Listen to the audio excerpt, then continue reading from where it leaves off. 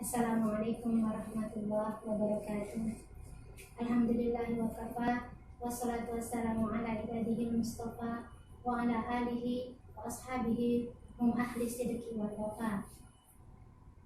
Pemirsa Tribun yang berbahagia dan dirahmati oleh Allah Subhanahu wa taala, bertemu kembali kita pada kajian yang sama. Dan insyaallah judul kita pada hari ini kita akan membahas tentang ghibah. Bagaimana kita jalani saat ini, yaitu kita sedang beribadah puasa, maka hendaklah bagi orang yang berpuasa harus menjaga segala qaul, perkataan, af'al, yaitu segala tindakan harus dijaga sebaik mungkin. Kenapa? Karena bulan suci Ramadan adalah bulan suci yang kita tunggu-tunggu kedatangannya dan kita sangat berbahagia.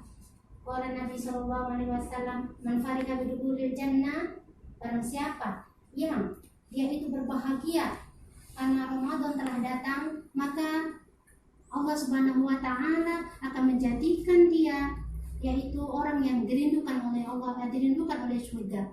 Maka dari itu kita hendaklah menggunakan sebaik mungkin bulan Ramadan ini dengan ibadah-ibadah yang bermanfaat.